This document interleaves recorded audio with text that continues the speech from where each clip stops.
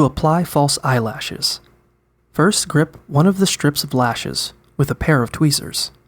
Apply a thin bead of eyelash glue to the band at the base of the eyelashes. Then, wait 5 seconds for the glue to harden and become tacky.